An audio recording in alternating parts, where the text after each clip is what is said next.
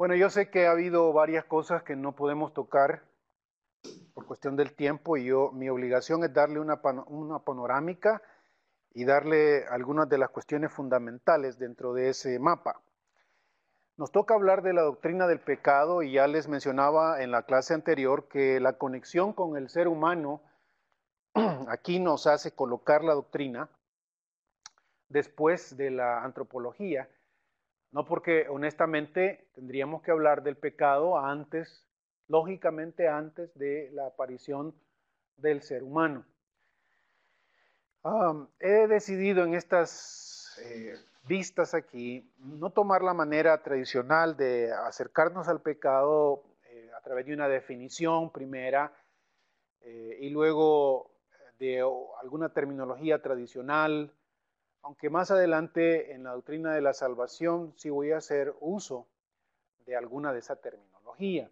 Terminología que quizás ustedes han oído, algunos intuyen, pecado personal, pecado original, culpa, todo ese tipo de definiciones que son importantes en cierta medida, pero que a veces nos complican más la vida. Y lo que he tratado de hacer en estas vistas es dar un acercamiento un tanto diferente. Yo voy a definir el pecado en primer lugar de una forma bien sencilla.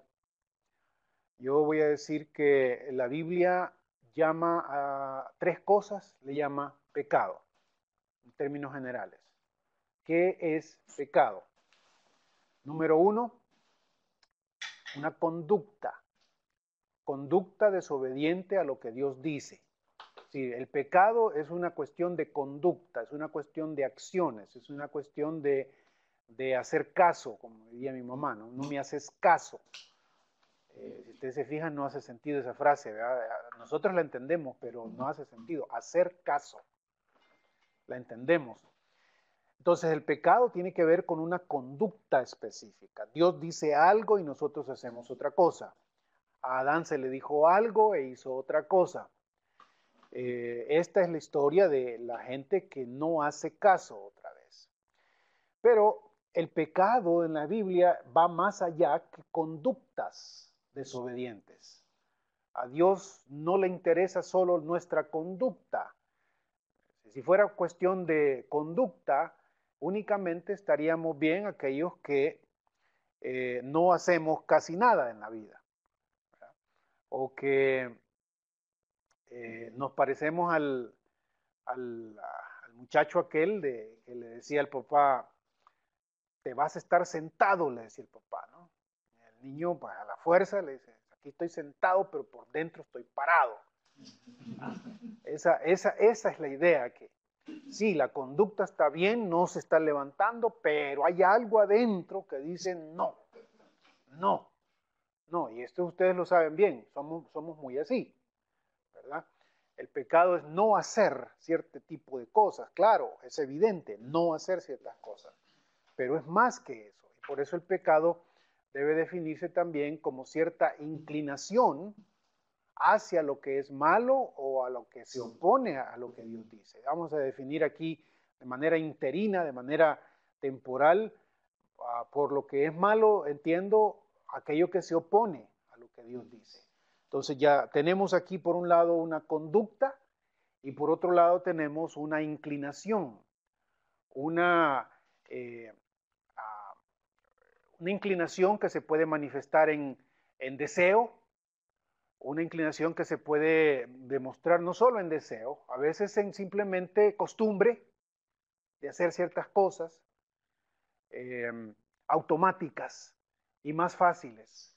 La Biblia llama también a esa inclinación a hacer lo que Dios no desea o no obedece, le llama pecado. ¿Sí? Y eso es un poquito más difícil de percibir para los seres humanos, ¿no es cierto? Nos cuesta ya entrar en ese ámbito de lo que es puramente la inclinación.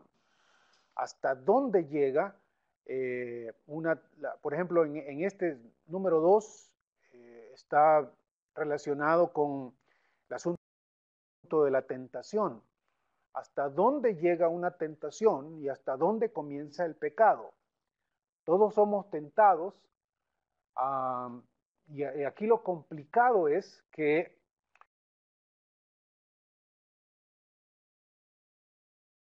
ya que todos somos pecadores, nadie puede decir que desde el inicio está completamente libre de culpa cuando existe tentación, porque la misma tentación emerge de adentro, como el Señor Jesucristo lo va a decir en Marcos capítulo 7, de lo interno del corazón. Y aun cuando te detengas para no hacerlo, ya está la inclinación y el elemento pecaminoso ahí. Obviamente el Señor Jesucristo en eso era diferente. Y finalmente, la Biblia llama no solo a una conducta y a una inclinación pecado, sino también le llama pecado a un estado. Es una condición. No es algo momentáneo, no es algo temporal, es algo que temporal en el sentido del aquí y ahora, no es algo que de vez en cuando me da, ¿verdad? Como lo que decíamos en la clase pasada, a veces me dan ganas de tal cosa, pero luego me acuerdo que mis hermanos, y entonces se me quita. No, el pecado no es así. El pecado es un estado de, este estado de ciertas cosas en el que estamos nosotros, una condición en la que estamos, este estado de separación de Dios, causado por las dos cosas anteriores. A esas tres cosas la Biblia le llama pecado. Obviamente, esto se nos complica cuando alguien que me dice, yo no hago nada malo. Sí, quizá, aunque en eso hay mucho tela que cortar. Pero si está reduciendo todo el pecado a conducta, ahí ya mismo hay un problema. Me dice de la inclinación. Ah, sí, pero yo no siento malos deseos, usted. Sí, pero la mala inclinación no es simplemente malos deseos. A veces ese mismo autojustificarse, que todos lo tenemos, la autojustificación, la, la autoelevación. Vamos a tener, si Dios lo permite, un poquito de más tiempo o más adelante en la clase y la próxima y última sesión, donde hablemos de, por ejemplo, los grandes, varios de los grandes teólogos han tratado de definir cuál es el pecado central que nos domina, el pecado central que guió a Adán lo que hizo, para hacer lo que hizo. Algunos hablan del egoísmo, algunos hablan de la soberbia, del orgullo, del pride famoso. Eh, ¿Cuál es el elemento que está ahí en nosotros? Y si es, por ejemplo, en este caso, la soberbia, el orgullo, normalmente uno espera ver a un orgulloso otra vez que aparente ser orgulloso, ¿no? Un tipo soberbio, un tipo altanero, un tipo o una tipa, tendríamos que decir, ¿no? Una tipa soberbia, una tipa altanera, así quisiéramos verlo, pero lo tremendamente difícil con esa subjetividad del pecado es que muchas veces el altanero se encubre tirándose humildad, ¿no? Y como hemos dicho algunas veces, eh, el humilde se siente orgulloso de ser humilde. Eso es tremendo, ¿no? Algo que a mí sí me preocupa y hasta me he pegado unas muy buenas peleadas con otros colegas aquí en el seminario y con otros hermanos.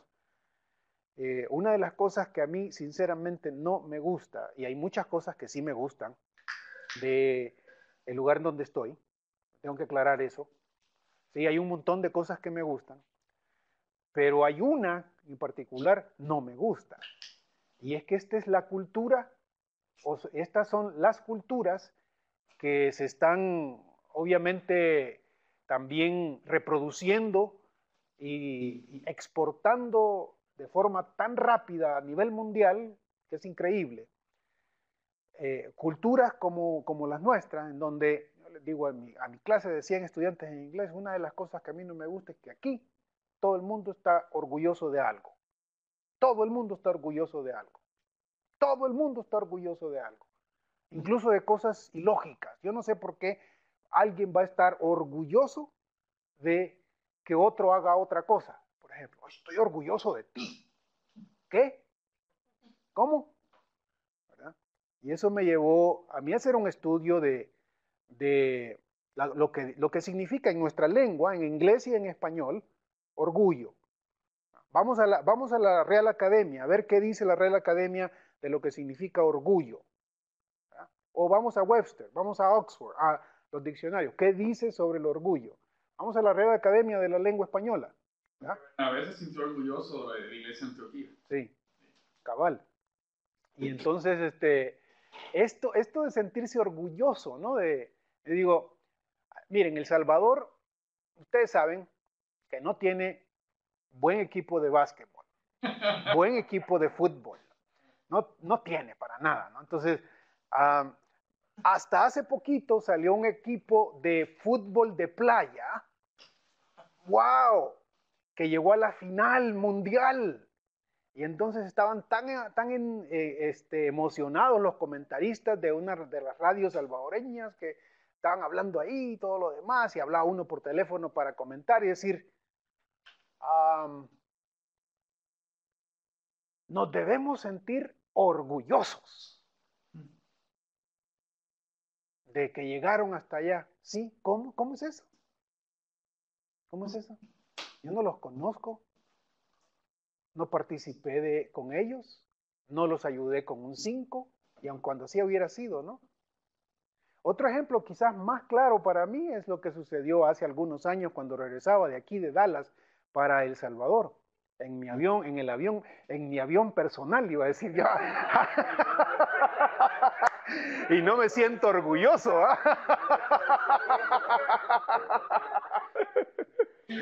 No, olvídese. Muy orgulloso me sentía. Íbamos ahí en el chunche ese de American. Menos mal que no era United, porque no capaz que lo sacan a uno ahí. Y vamos llegando a San Salvador y empieza a descender el avión y la gente emocionada porque va llegando a su país, el atardecer precioso, la playa preciosa, rojiza, aquella playa, y de repente se para un salvadoreño, ¿va? Eso es así, ahí en medio del... Salvadoreños, así, ¿va? Siéntanse orgullosos de su país. Mire.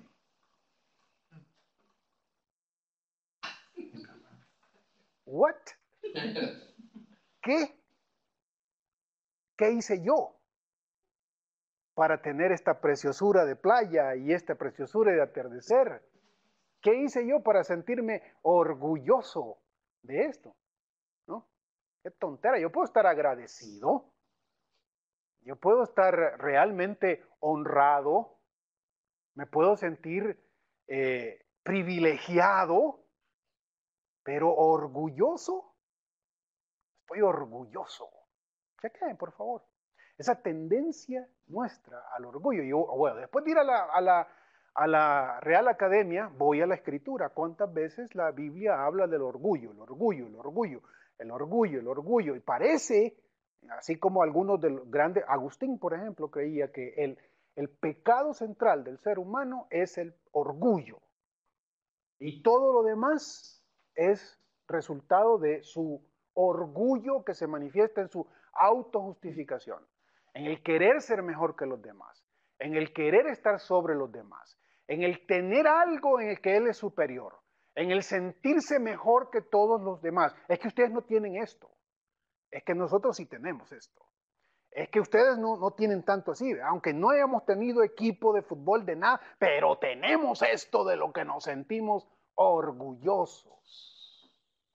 Esa inclinación central a la que me refiero, a favorecernos siempre, desmedidamente, a analizar siempre a los demás y a tenerlos siempre como algo inferiores. Algunos psicólogos, platicando con ellos, me decían que los complejos, ustedes saben que se habla de complejo de superioridad y complejo de inferioridad, pero él me decía que no hay tal cosa como complejo de superioridad. Todos los complejos son complejos de inferioridad y que se manifiesta queriendo agrandarte, porque te sientes menor, porque te sientes pequeño, porque te sientes chiquito y entonces te quieres agrandar y así proyectas un complejo de superioridad, pero en realidad tu problema es otro. Te sientes así chiquito y esa lucha por querer ser mejor por los demás, esa inclinación hacia la autojustificación, más allá, buscar la gloria desmedidamente. Bueno, aquí les presento un tema que ojalá lo han pensado, me imagino. ¿Cuándo y por qué se da la posibilidad del pecado? ¿Cómo es que emerge el pecado? El pecado, por lo menos para mí, al leer la Biblia, es una posibilidad que se da cuando tienes seres capaces de hacer decisiones propias. Hacer decisiones propias no significa hacer decisiones o tomar decisiones, deberíamos decir, ¿verdad? Aquí estoy jugando con los dos idiomas y a veces hacer se me confunde. Tomar decisiones o tomar decisiones en español, ¿no es cierto? Pues hay que corregir eso. Tomar decisiones no significa necesariamente que las decisiones tomadas sean completamente libres. Voy a explicarme en un momentito. Pero el pecado emerge, creo yo, cuando tenemos seres, agentes capaces de tomar decisiones propias. Entonces, los ángeles y los seres humanos tienen esa capacidad, diríamos nosotros. Entonces, es Dios responsable del pecado.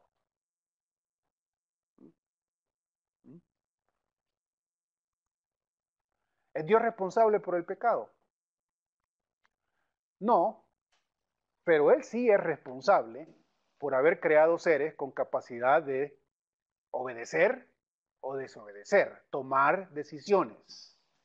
Tomar decisiones. La decisión de desobedecer fue la decisión del ser humano o del ser angélico, digámoslo así.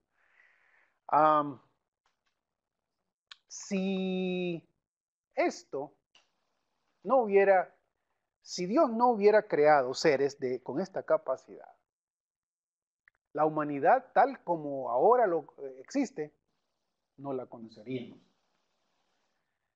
No existiría. En su lugar habría sofisticados robots que siempre obedecen y no son responsables por eso. Vaya, mírenme esa, por favor, mírenme esa serie nuevita, apenas está la primera temporada. Se llama Westworld. Véanla. ¡Wow! ¡Qué increíble! Estos humanos, ellos han creado un mundo en una especie de desierto en donde han colocado humanoides que si usted lo mira es idéntico a un humano. Idéntico. Idéntico y sus gestos, puede llorar, puede comer, puede ir al baño, tiene relaciones sexuales, les crecen las uñas, qué sé yo. Se enferman, aun cuando se enferman, lo que hacen estos es detener el tiempo del mundo y ellos pueden entrar en el tiempo y dentro del tiempo lo arreglan y al arreglarlo lo colocan otra vez y salen del tiempo y empieza a funcionar otra vez y nadie se dio cuenta. ¿Qué tal? Pero estos, además de todo, tienen un script, tienen un libreto que los humanos, estos afuera y que están viendo todo el tiempo a través de una plataforma gigantesca que ellos pueden ver y los otros no, ellos escriben todo lo que aquellos deben hacer. Lo interesante de esta serie, por supuesto, es que va a darse el caso de que algunos de estos humanoides se están saliendo del libreto.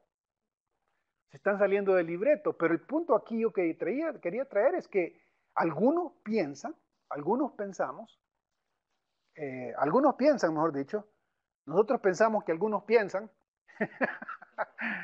que Dios es así, que Dios puede ser así, que Dios cuando nos creó así, humanoides en realidad, que obedecen su libreto profundísimo, este libreto que Él ha escrito del que no te puedes salir, al fin de cuentas. Pero si eso es así, lógicamente, el autor del pecado no es otro sino Dios. Cualquier discusión, y no voy a tener tiempo ahora en la doctrina del pecado de meterme si vamos a tener algo de tiempo para la salvación, cuando hablemos de la doctrina, de la abusada doctrina hoy en día de la elección, de la predestinación. Hoy en la mañana precisamente coloqué en mi Facebook una notita de Reinhold Niebuhr, quizás uno de los mejores, obviamente no conservador, teólogo no conservador, pero uno de los mejores teólogos de los Estados Unidos, como ellos mismos dirían, ever. Uno de los mejores teólogos de los Estados Unidos, uno de los que ha estado más cerca de los presidentes de los Estados Unidos de hace 50, 60 años, Reinhold Niebuhr. Y habla precisamente de eso. En esa notita sobre la libertad, se escribe. En el asunto de la libertad estamos en uno de los asuntos más complejos.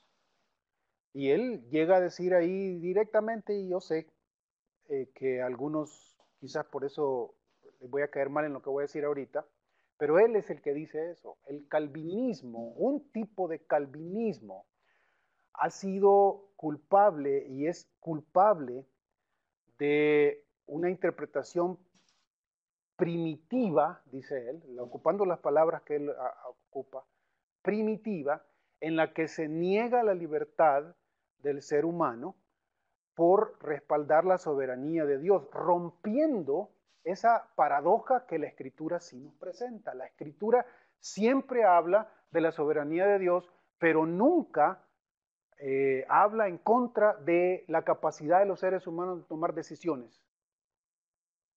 Pueden tomar decisiones. En su lugar, digo aquí, habría sofisticados robots que siempre obedecen y no son responsables por eso. Dios, sin embargo, que es el único que sabe toda opción posible, si ninguno de nosotros puede decir, mire, ok, aquí estoy, puedo crear a seres que son así. A los que van a obedecerme, ellos ni se van a dar cuenta, pero yo se los voy a escribir. Me van a obedecer todo el tiempo. Y por eso yo voy a planear aquí, unos se me van a ir al infierno y otros se van a venir conmigo a la gloria. Ellos ni cuenta se van a dar, ellos van a pensar que están decidiendo, pero no están decidiendo. Yo ya lo escribí, ya lo definí. ¿Qué tal? Pudo haber hecho eso, o pudo haber hecho otra cosa, pero lo que digo aquí es que Dios, que es el único que sabe toda opción posible y la mejor, escogió esta. Seres capaces de obedecer y desobedecer. ¿Quién es el responsable entonces?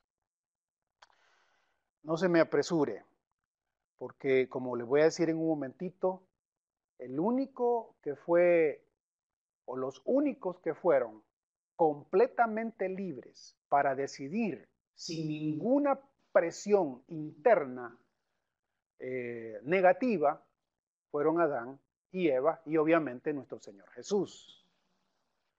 Todos nosotros tomamos decisiones, obviamente, y somos responsables de esas decisiones, obviamente, pero por nuestra conexión con Adán, y aquí va a venir el individualista moderno, va a decir, ¿y yo qué culpa tengo de lo que hizo otro? El problema es que no es otro individuo, el problema es que en él tú estabas, el problema es que tú eres parte de él y él es parte de ti. Y eso es algo que nos cuesta entender a nosotros los individualistas, digo, ¿no? Algo que nos... Estamos aquí en los Estados o en Latinoamérica o en cualquier otra parte, yo creo que es un fenómeno contemporáneo, para el pensamiento bíblico, tanto del Antiguo como del Nuevo Testamento, esta concepción de que estamos unidos y que somos responsables mutuamente es algo que es más fácil de ver. Nunca el pensamiento bíblico culparía a Dios del pecado, por ejemplo. Nunca. Siempre dirá, fue decisión del ser humano, Adán y Eva en el caso. Entonces, mi conclusión aquí es bien sencilla. ¿Es Dios responsable del pecado? No. Pero sí es responsable de haber sido creados, haber creado seres con esa capacidad. Pero alguien me dice, y ese es el punto de la discusión aquí, alguien me dice, bueno, entonces, ¿pero por qué lo hizo? ¿Por qué no? Entonces, ¿qué hubieras querido? Le digo yo, ¿que te haga un Westworld? Eso es lo que hubieras querido. Que te haga un robot sofisticado. Eso es lo que hubieras querido. Pero si eso hubiera hecho entonces, no tendríamos ni su imagen, no, no seríamos la humanidad que somos, sería otra cosa, completamente. Y entonces quizás nuestra queja sería, ¿y por qué no nos dio libertad ahora que entendemos? ¿Verdad? ¿Cómo estamos con el tiempo, hermano? ¿Estamos bien? Sí, 24. Ay, entremos a las consecuencias del pecado.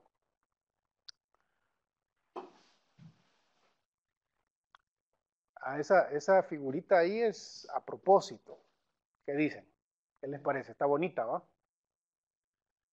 Está fea.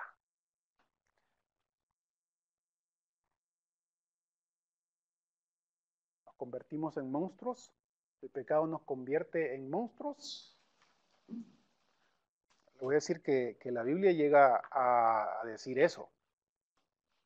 En otras palabras, pero lo llega a decir. Ay, no, no puede ser. No puede ser, qué barbaridad. Este sistema, por favor, Luca, ayúdame con esto, vos, hombre, no seas así. Aquí eran los rusos. No, hombre, aquí ni yo lo puedo leer. Son consecuencias del pecado. Sí, esa es consecuencia de la imagen de este Westworld que tengo aquí que no me obedece. Déjenme leerlo, pues tratar de leerlo aquí. Perdonen, hermanos, pero esto es increíble. Yo no le di colores a esto, creo yo, todo lo había puesto así en blanco.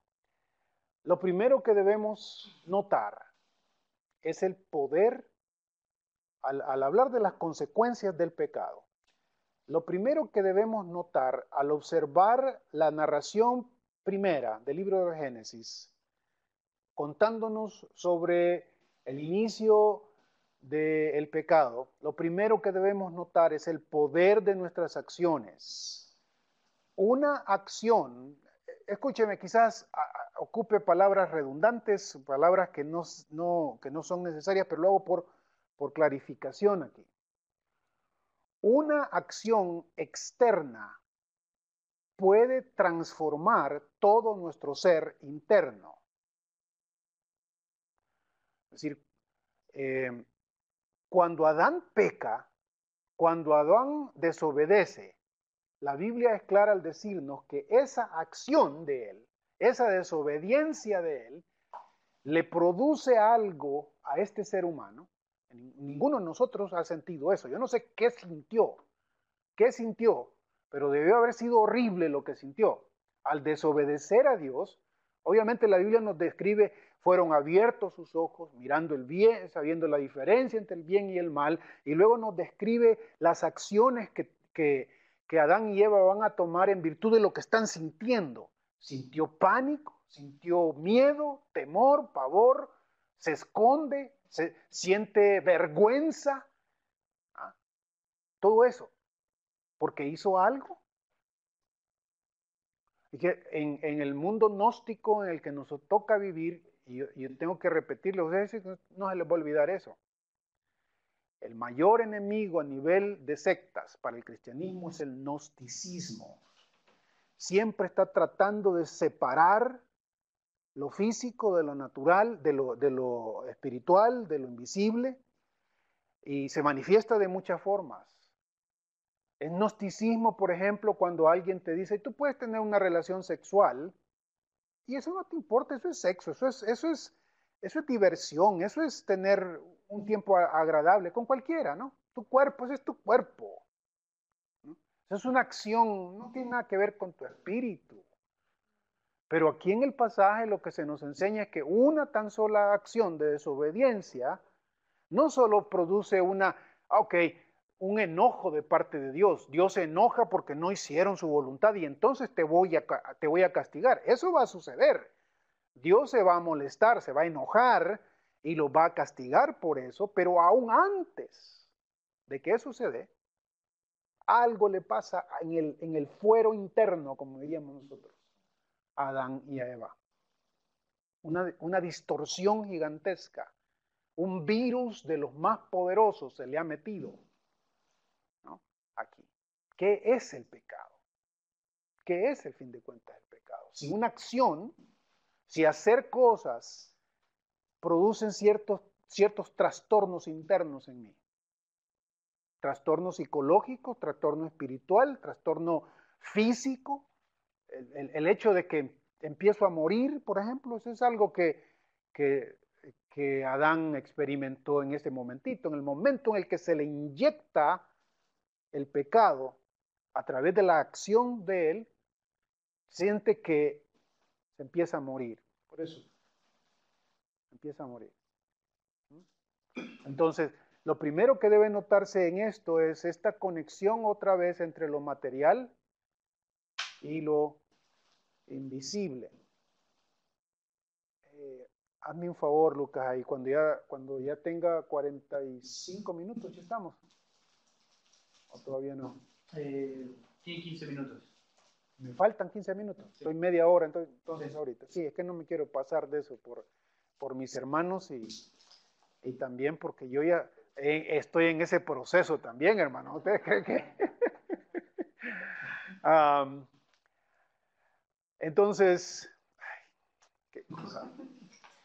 Déjenme ver si lo puedo leer. En el jardín, aún antes de que Dios ha pronunciado o que pronuncie sentencia, algo severo ha pasado dentro del ser humano. Eso es el pecado. Perdonen ahí otra vez. Antes de que Dios venga y pregunte, antes de que Dios les diga, hiciste esto, algo les ha pasado ahí. Se rompió algo, se fracturó algo, se distorsionó algo. Esas son las consecuencias, las que observamos ahorita, de las que voy a hablar ahorita, estas consecuencias de eso que está ahí, eso que está en nosotros, que nos ha cambiado, que nos ha hecho sufrir, digamos. Eso que está ahí, si no entendemos esto, realmente no entendemos también por qué la necesidad de Dios de mandar a Jesús, de mandar y que se haga uno con nosotros, insisto. Porque el pecado otra vez no solo es cuestión de que dejes de hacer algo, es algo interno y es una condición, es una situación, es una situación. Vamos a ver. A ver, hermanos, oren que no me salgan a colores estas letras ingratas aquí, por favor. Consecuencias del pecado. Miren la número 1. Vaya, ¿qué tal? Estos cambios degenerativos fueron transmitidos a la descendencia humana. De eso el libro de Génesis no nos da ninguna duda. Si queremos leer lo que sucede exactamente después con la descendencia de Adán y Eva, pues es tan conocida la historia que no vale la pena ni siquiera mencionarlo. Pero el hecho de que algo se trastornó ahí tan profundamente que si tuviéramos el tiempo de... ¿Por qué? ¿De dónde le viene este odio a Caín por su propio hermano? En un contexto en el que la Biblia no menciona obviamente más familias, hasta el punto de matarlo, y matarlo violentamente. Note cuántas veces en los primeros capítulos de Génesis, después de lo que sucede aquí, obviamente, se repite la palabra matar, murió, como un eco de lo que Dios le había dicho a Adán y a Eva. Ciertamente el día que desobedezcas, moriréis. Los cambios degenerativos no fueron solo en Adán y Eva. Caín ni Abel no estuvieron ahí en el momentito conscientemente, pero se mira que están directamente presentes. ¿Qué dice Romanos 5:12? A ver si alguien me lo quiere leer para variar.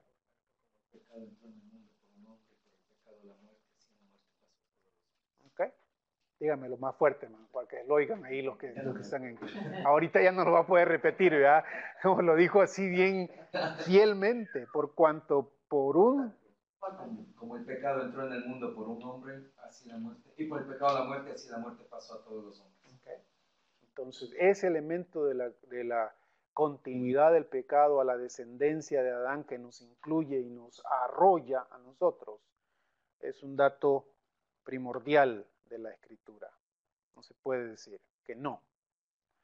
¿Qué les parece ese muñequito? Feo, flaco, corriendo, yéndose, un poco obsceno, porque ustedes se fijan lo que tienen. Pero eso parece bastante, no solo una caricatura, parece lo que somos. La diferencia entre Adán y sus herederos es que estos no pueden tomar decisiones totalmente libres, aunque ellos crean que sí, ¿verdad? Agustín de Hipona, otro quizás el más grande teólogo después, no hay comparación, pues, ¿verdad? Con el apóstol Pablo, él es inspirado, mucho menos con el Señor Jesucristo, pero para los maestros de la iglesia, Agustín de Hipona ha sido el más grande teólogo que ha existido en los 2000 años de existencia. Y siempre bromeo con esto con mis estudiantes, ¿va? Él no sabía griego. O sea, no sabía, quiero decir, que tuvo que aprenderlo, que ocupaba léxicos como nosotros, ¿no? No era un capadocio. A él échenle la culpa que en el seminario de Southwestern los que se gradúan de maestría o los que tienen que ir a doctorado necesiten estudiar latín. Latín, porque con Agustín y su mundo, el latín es central para la expresión teológica por 1000 años y más de 1000 años. Ahí. Agustín decía que los seres humanos tienen dos tipos de libertades. Es decir, dos tipos de libertades de las que podemos hablar. Hay una libertad, decía él, psicológica. Es decir, estamos psicológicamente creyendo que sí tomamos decisiones. Usted decidió venir a esta noche. Usted decidió ponerse la ropa que se puso. Usted decidió un montón de sus cosas. La vida está hecha de decisiones, ¿no es cierto? Decisión psicológica. Pero también existe esa libertad, decía, libertad moral, que es donde entra el elemento más característico del pecado. O sea, libertad moral, decía, los hombres no somos libres moralmente. Moralmente estamos encadenados. Eso es muy cercano a la Escritura. Moralmente estamos inclinados.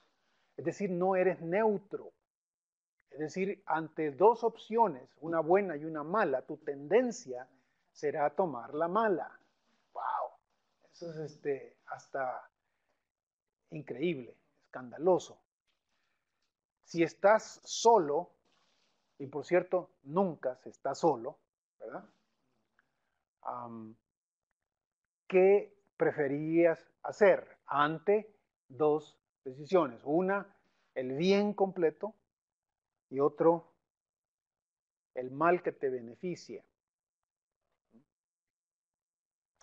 Solo Adán y Eva pudieron estar ahí arriba sin la presencia interna de un principio que los empujara a hacer algo negativamente, pecaminoso. Todos los demás, nosotros, hijos de Adán y Eva, tenemos esa inclinación hacia lo negativo, hacia lo. Por eso el Señor Jesucristo habla de, si el Hijo os liberare, seréis verdaderamente libres. Y los fariseos, ¿y qué onda? ¿Verdad? Somos libres. Nosotros no, y lo ofenden al Señor Jesús, ¿no? Lo ofenden en su respuesta. Nosotros somos hijos de Abraham. Nosotros no somos hijos de fornicación. Como queriendo decir, a lo mejor, sí, es uno de los hechos. Pero eso es ofensa, ¿no? Decirle al hombre, es un escándalo decirle al hombre, tú no eres libre, necesitas ser liberado.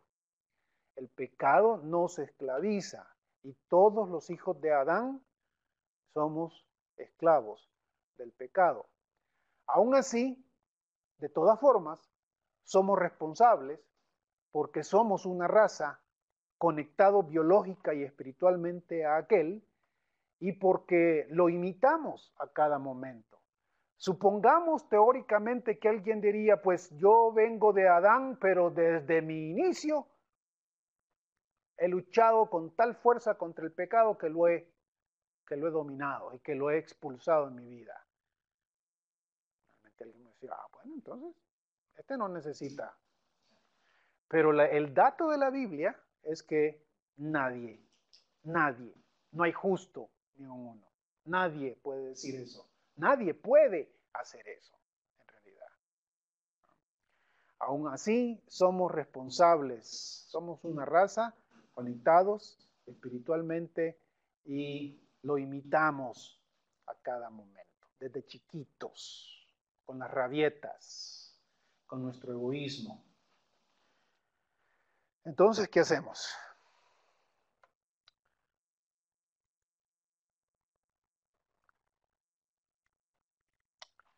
Déjenme enumerar algunas de estas consecuencias del pecado. Primer efecto del pecado. Note esa figurita también, por favor, porque es a propósito, ¿no? ¿Qué les indica esa figura ahí?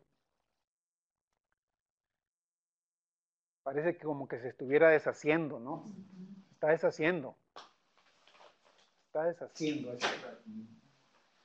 Y algo parecido le está pasando al ser humano.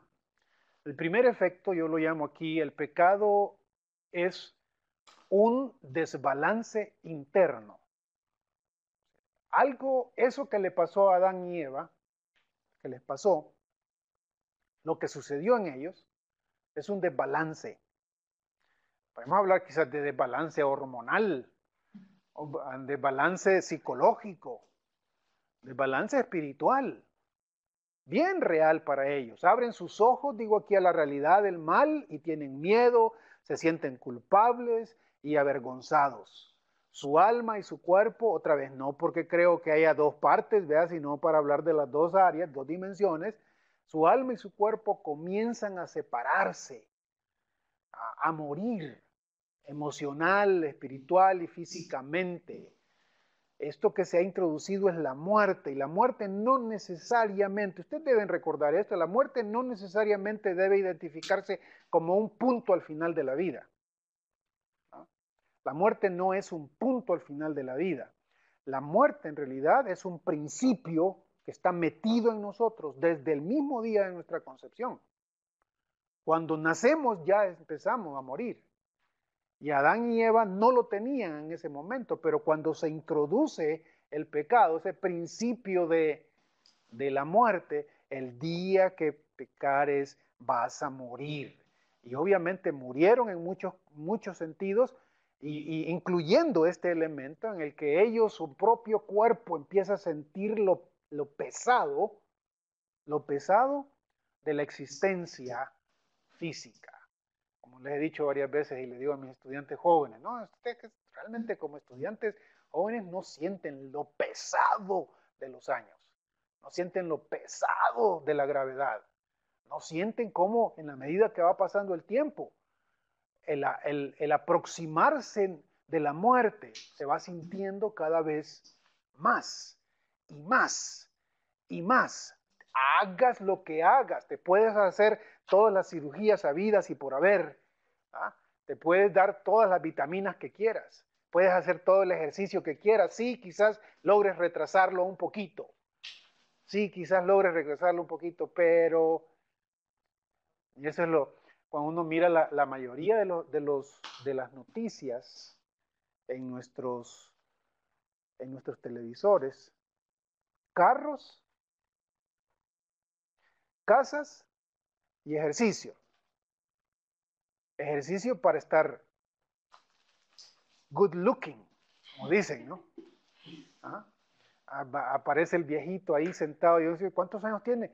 55 años, justo como yo. Aparece el viejito ahí con su bufanda y su sombrero, y entonces a ese pobre viejito las mujeres ni caso le hacen, ¿verdad? Y pues el anuncio, lo pícaro del anuncio es eso, ¿no? Que lo ponen al viejito ahí todo enfermo y pobre así. Y el anuncio es sobre una pastilla que él lo va a hacer,